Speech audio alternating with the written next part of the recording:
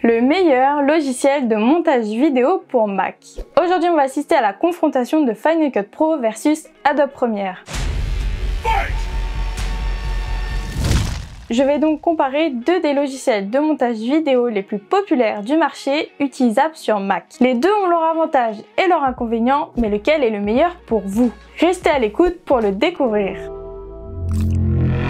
Premiere Pro et Final Cut Pro sont tous deux des logiciels de montage vidéo professionnels, mais ils ont été conçus par des entreprises différentes. Premiere Pro est un logiciel de montage vidéo développé par Adobe et est le choix de nombreux professionnels de l'industrie cinématographique et de la télévision. Il est compatible avec une large gamme de formats de fichiers vidéo et audio et offre une grande variété d'outils de montage et de post-production. Final Cut Pro, développé par Apple, est également un logiciel de montage vidéo professionnel, mais il est uniquement dédié aux utilisateurs des ordinateurs Mac.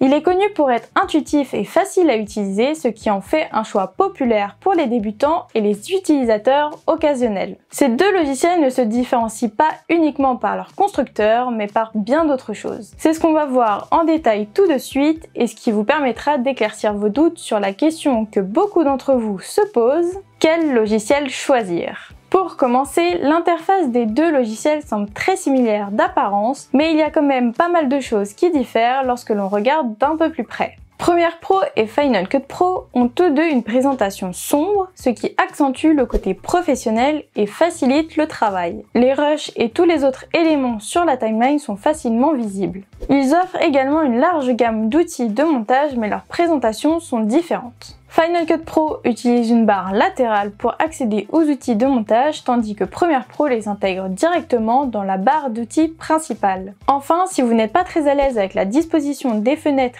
et des outils de Final Cut Pro, vous n'aurez pas d'autre choix que de vous y habituer puisqu'elle est fixe. Contrairement à Premiere Pro qui laisse l'opportunité aux utilisateurs de changer intégralement son interface. Elle est totalement adaptative et ça c'est un gros plus pour moi. Nous n'avons pas tous la même organisation, la même tournure d'esprit et je trouve ça très important qu'on puisse vraiment créer notre propre espace de travail comme on le souhaite.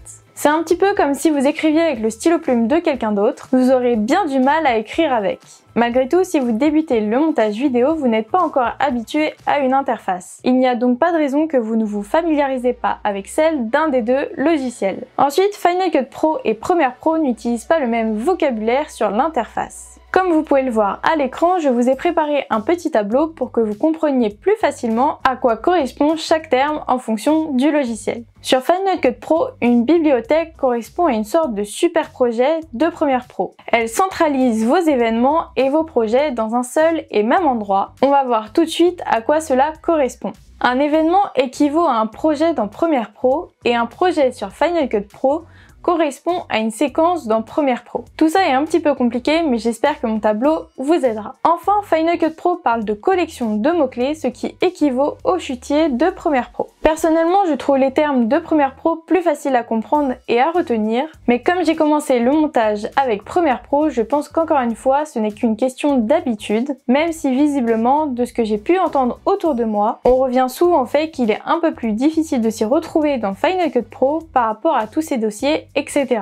Je pense également que cela vient du fait que cette fenêtre sur Premiere Pro ressemble plus à celle d'un explorateur de fichiers et on est donc plus familiarisé avec. En ce qui concerne les outils, il y en a que beaucoup apprécient, c'est la timeline magnétique. Elle permet de coller automatiquement deux rushs sans laisser un trou noir dans votre montage et d'aligner un rush avec un effet sonore, etc.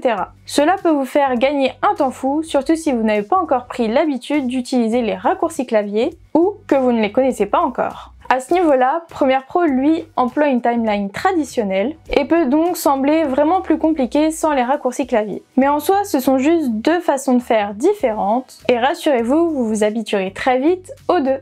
Pour le reste, tous les outils sont quasiment similaires, mais parfois ils permettent d'aller moins loin sur Final Cut Pro que sur Premiere Pro. Si vous souhaitez faire du montage au rendu professionnel, et donc ajouter des effets plus complexes, ou ajouter des plugins qui sont des effets prédéfinis que vous n'avez juste à personnaliser, en général, il y a plus de choix pour Premiere Pro que pour Final Cut Pro, même si désormais les sites en proposent de plus en plus. Maintenant, on va voir la liaison avec d'autres logiciels. Premiere Pro propose une passerelle rapide en liant une composition After After Effects directement dans votre montage sur Premiere Pro. C'est vraiment ultra pratique et vous fera gagner un temps fou, mais le problème c'est qu'il faut donc avoir un abonnement en plus pour After Effects. C'est bon à savoir, mais étant un logiciel assez complexe, After Effects ne vous sera utile que si vous êtes un monteur vidéo confirmé. C'est également le même principe avec Adobe Audition. Grâce au Dynamic Link, vous pouvez traiter l'audio de votre montage dans Adobe Audition en un seul clic. Mais bien sûr, les outils intégrés dans Premiere Pro sont tout de même amplement suffisants, à moins que vous fassiez partie des pros de chez Pro.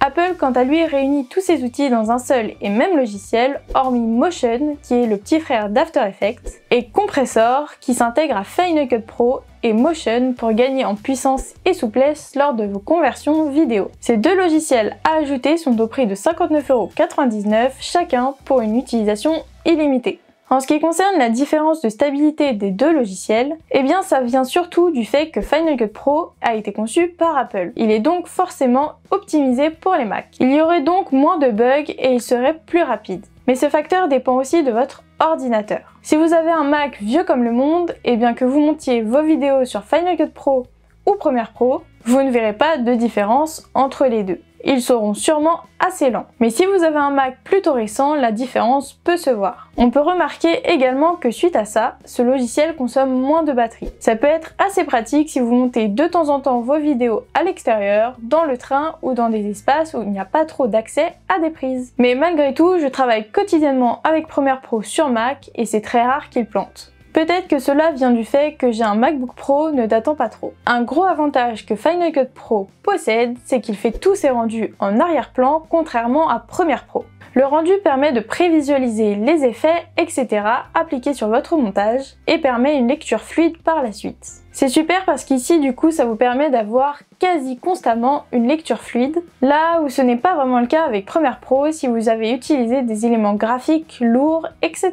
Ensuite, pour l'exportation, Premiere Pro propose également une gamme plus large d'options d'exportation, y compris des services vidéo en ligne tels que YouTube et Vimeo, là où Final Cut Pro est plus limité. Final Cut n'est pas compatible avec tous les codecs vidéo et cela peut vous pousser à devoir faire des conversions. Au niveau de la rapidité, vous aurez un export plus rapide sur Final Cut Pro que sur Premiere Pro, puisque comme on l'a vu tout à l'heure, Final Cut Pro est optimisé pour l'environnement Mac, ce qui le rend plus rapide si bien sûr vous avez un ordinateur récent et optimisé. Et pour finir, le sujet qui fait un peu grincer des dents, le prix. Un abonnement annuel pour Premiere Pro coûte environ 287 €. Vous avez également la possibilité d'opter pour un abonnement annuel avec un paiement mensuel de 23,99 €, mais aussi de prendre un abonnement juste pour un mois à 35,99 €.